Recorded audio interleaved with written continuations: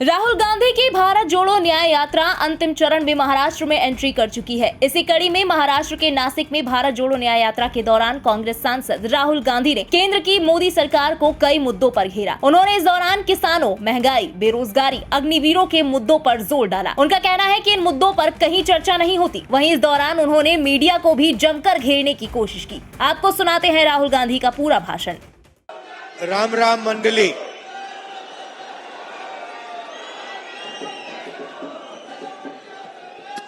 शरद पवार जी, नाना पटोले जी, बाला साहब थोराट जी, जयराम रमेश जी, संजय राउत जी, जयंत पाटिल जी,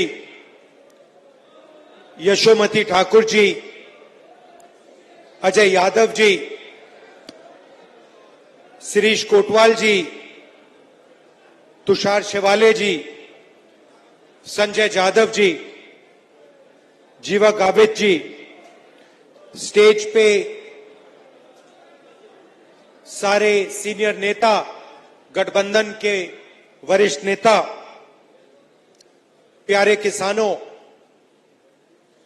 भाइयों और बहनों, प्रेस के हमारे मित्रों, आप सबका यहां बहुत बहुत स्वागत, नमस्कार। यहां पे सबसे बड़ा मुद्दा प्याज के दाम का हैगा। नेशनल मीडिया में आपने इसके बारे में कोई डिस्कशन देखी? नहीं दिख सकता। सबसे बड़े मुद्दे किसान के मुद्दे, बेरोजगारी, महंगाई, अग्निवीर।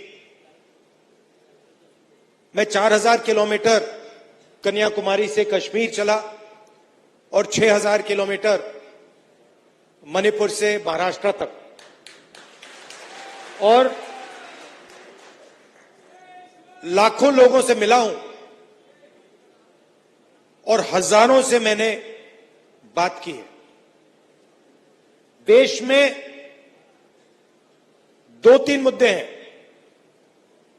सबसे बड़ा बेरोजगारी, दूसरा महंगाई, तीसरा भागीदारी। हिंदुस्तान का धन किसको मिलता है, कौन से वर्ग को मिलता है, किसानों की समस्या, ये मुद्दे हैं। मगर अगर आप टीवी देखें, मीडिया में देखें,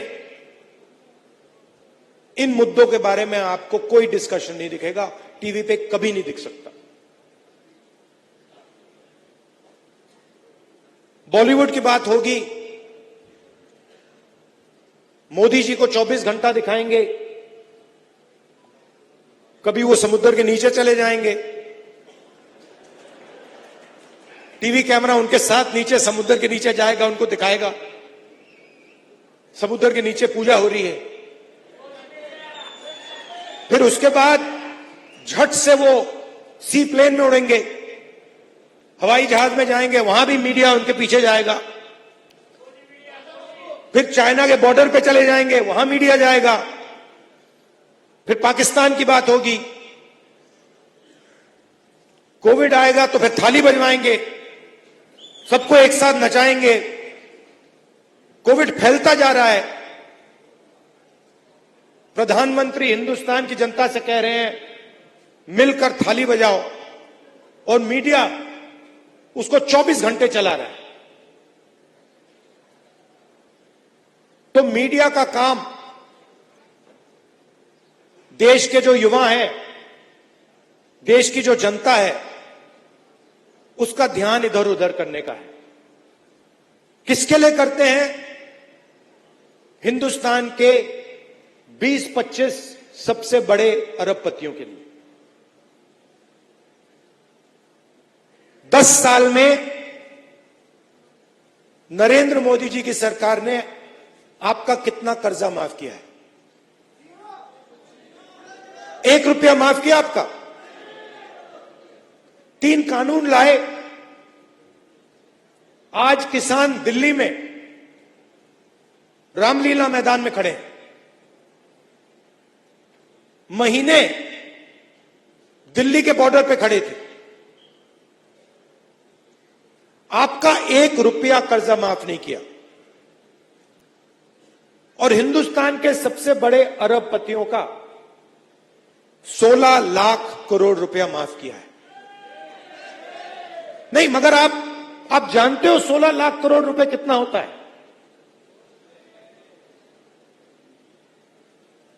ऐसा बड़ा नंबर है, आम आदमी को, किसान को, मजदूर को, हमें यह नंबर समझ ही नहीं आता। अरबपति को आपने बताया कि देखिए 16 लाख करोड़ रुपए है, उनको एकदम समझ आ जाती है बात। मनरेगा में 65,000 करोड़ रुपए लगता है साल का, उससे करोड़ों लोगों को रोजगार मिलता है। आपका हमने तकरीबन 70,000 करोड़ रुपया जब यूपीए की सरकार थी कर्जा माफ किया था, आपको याद होगा।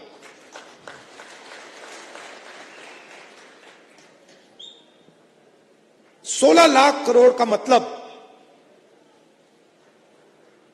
24 साल का मनरेगा, मतलब 24 बार अगर हम आपका कर्जा माफ करें, उतना कर्जा नरेंद्र मोदी जी ने 20-25 लोगों का माफ किया है। आपका 1 बार हमने किया, बीजेपी ने 1 बार नहीं किया। और जितना आपका माफ हुआ था, अगर आप उसको 24 बार करें, उतना नरेंद्र मोदी जी ने 20-25 लोगों का माफ किया है।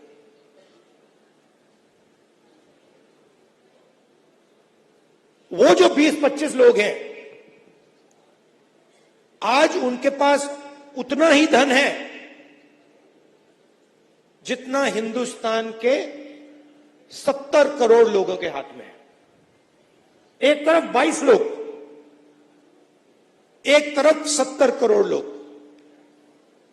70 करोड़ लोग कौन है?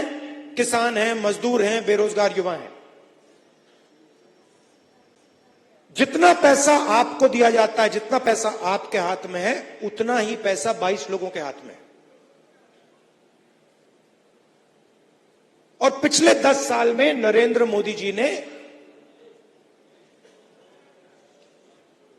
16 लाख करोड़ रुपया, मतलब 24 बार जो हमने आपके लिए किया था, 24 बार उन्होंने 20-25 लोगों के लिए किया है।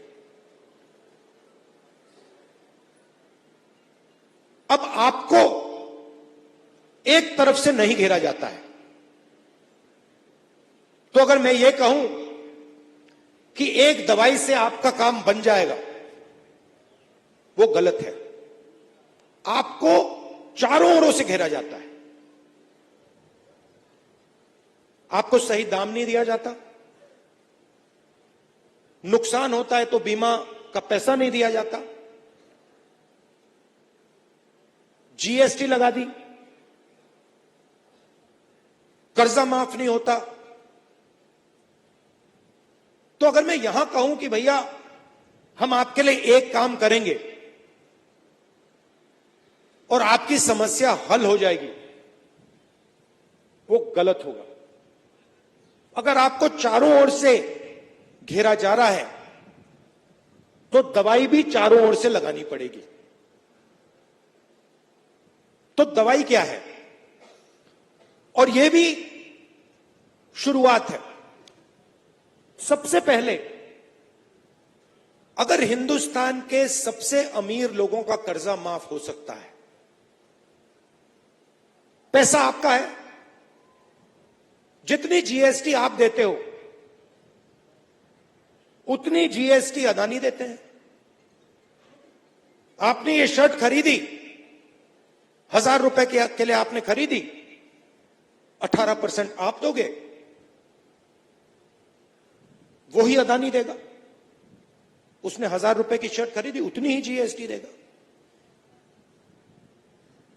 हिंदुस्तान की सरकार का पैसा कहां से आता है? जीएसटी से आता है। सबसे ज्यादा कौन देता है? किसान देता है, मजदूर देता है, छोटा दुकानदार देता है, बेरोजगार युवा देता है। तो अगर 16 लाख करोड़ रुपए उनका कर्जा माफ हो सकता है तो आपका भी कर्जा माफ होगा।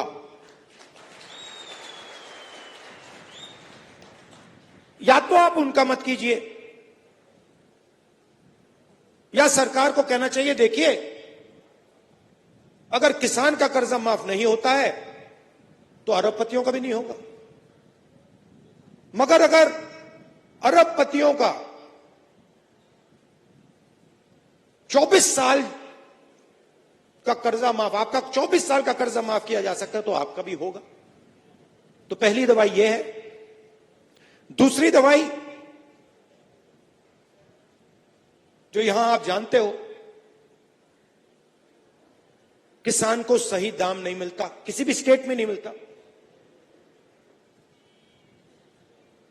बीजेपी ने कहा कि कानूनी एमएसपी लागू नहीं की जा सकती।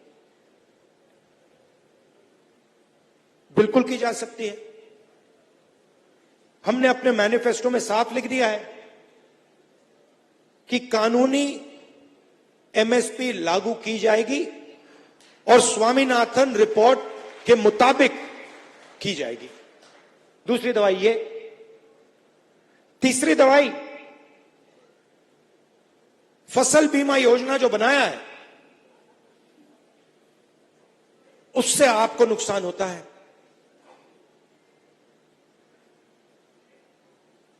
15-16 कंपनियां हैं, उनको सरकार बीमा योजना का पैसा देती है। आप लिस्ट चाहते हो, मैं आपको लिस्ट दे दूंगा। आपका नुकसान होता है, आंधी आती है, तूफान आता है, बारिश आती है, पानी गिरता है, नुकसान होता है। आपको कहते हैं भैया आपको कॉम्पेंसेशन नहीं मिलेगी, वो आपको मुआवजा नहीं देंगे। तो तीसरी दवाई, फसल बीमा योजना को रीस्ट्रक्चर करना। फसल बीमा योजना का काम आपकी रक्षा करने का है, उद्योगपतियों की रक्षा करने का नहीं है।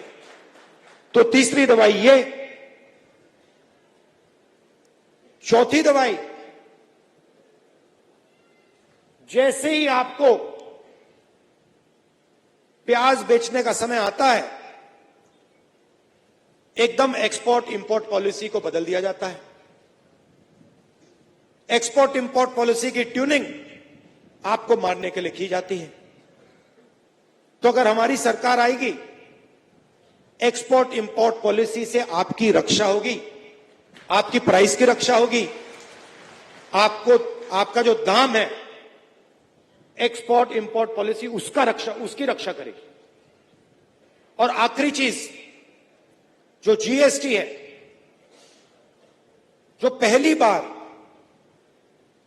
किसानों पर टैक्स लग रहा है, अलग अलग तरीके के टैक्स हैं, अलग अलग लेवल के टैक्स हैं। इस जीएसटी को हम स्टडी करके एक टैक्स देंगे आपको, और हमारी पूरी कोशिश होगी कि किसान जीएसटी में ना रहे। मगर ये जो सब है, ये सब आपकी मदद करने के तरीके हैं। मगर जब तक एक व्यक्ति किसान का दुख को नहीं समझता है, किसान की मेहनत की इज्जत नहीं करता है, तब तक वो किसान की मदद नहीं कर सकता है। तो सबसे जरूरी बात यह है कि हमारे दरवाजे, चाहे वो महाराष्ट्र की सरकार हो, दिल्ली की सरकार हो, हमारे दरवाजे आपके लिए खुले रहेंगे। और आपको यह लगेगा कि दिल्ली में किसानों को रक्षा करने वाली सरकार है, किसानों की आवाज को सुनने वाली सरकार है। देखिए, जवान देश की रक्षा करता है,